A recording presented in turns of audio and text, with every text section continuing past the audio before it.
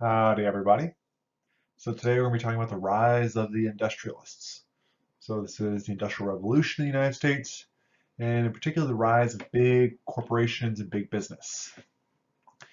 Now these industrialists were often known as robber barons, not because they robbed people, but because they built these massive monopolies that basically stopped any true competition in the market.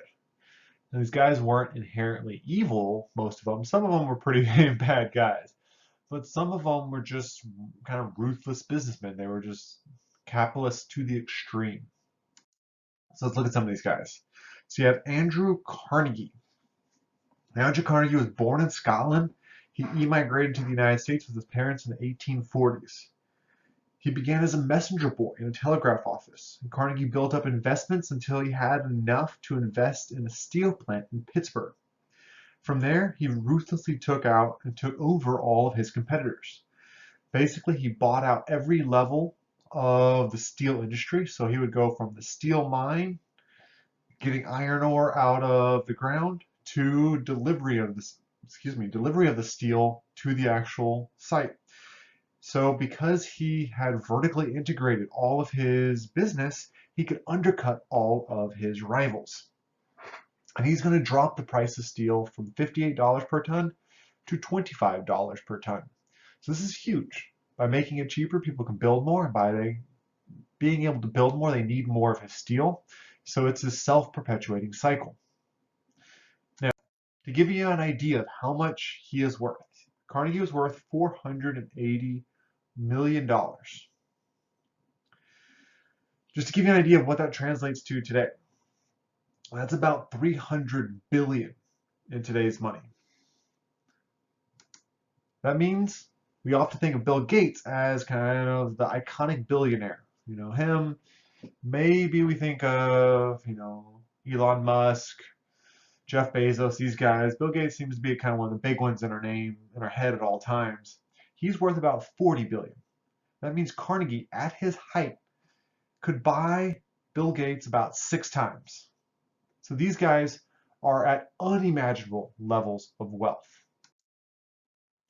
So J.D. Rockefeller was another one of these, but he built his empire on oil. And just like Carnegie, he starts buying up the competition until he controlled almost 90% of all oil production and refining in the United States. He's going to become the first American billionaire. So that means if Carnegie can buy and sell Bill Gates, Rockefeller could buy and sell Carnegie. So these guys are an unimaginable level of wealth. Even today, where we think wealth, like some of these guys, is unimaginable, these guys were at a whole different level. Cornelius Vanderbilt built his empire on railroads, on shipping. J.P. Morgan was the power empire. He's going to help create General Electric. Jay Gould was probably the most notorious and ruthless for his efforts. He speculated, kind of engineering the system to benefit him and sabotage his rivals. One of the big things he did is he kind of bought up opposing railroads, shut them down, so everyone was forced through his central trading hub in places like Chicago and St. Louis. These guys showed off their wealth. These weren't modest men.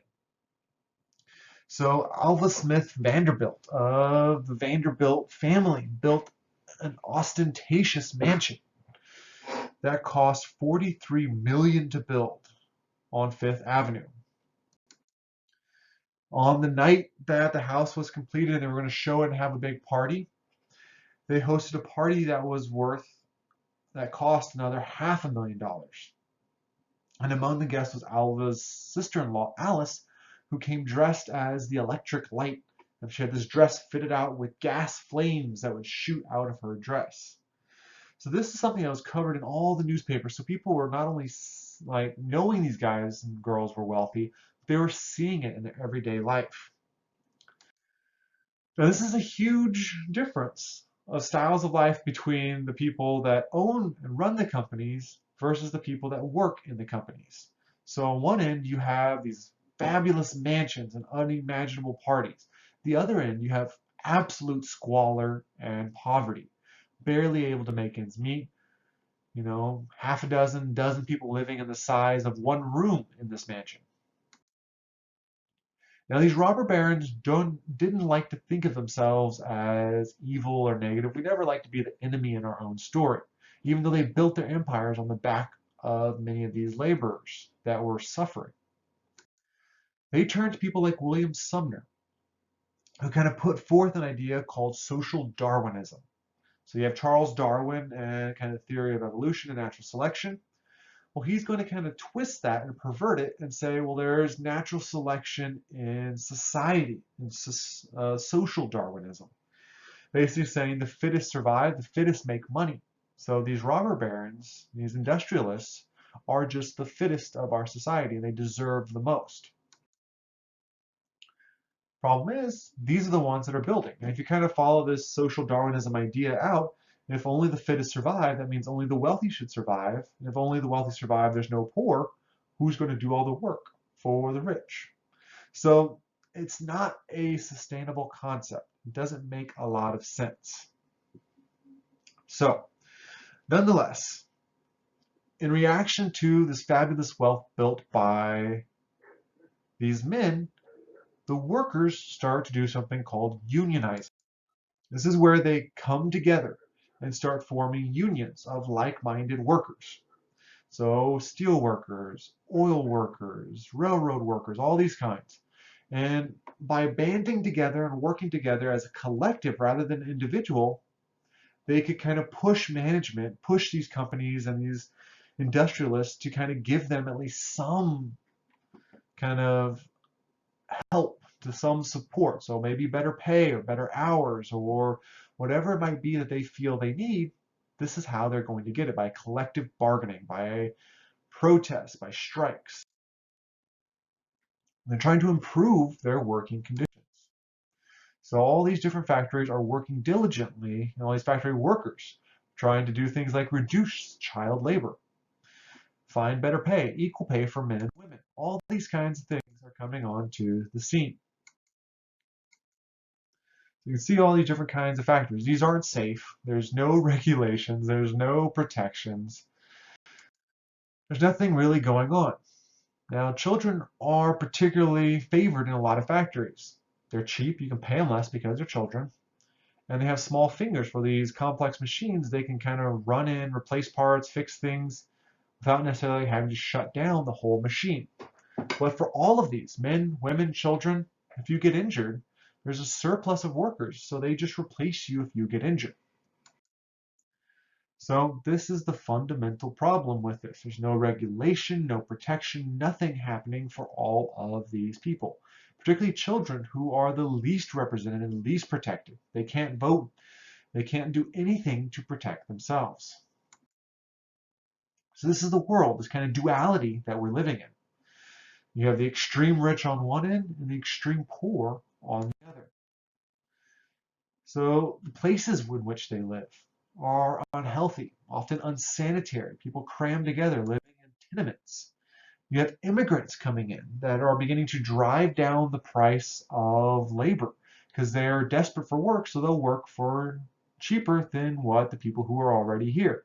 And each wave of immigrants will work for cheaper than the one before.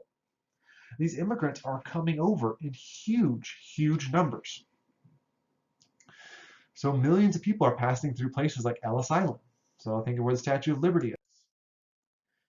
And they're coming for all wide variety of reasons. Some are coming from famine. Some are escaping religious persecution.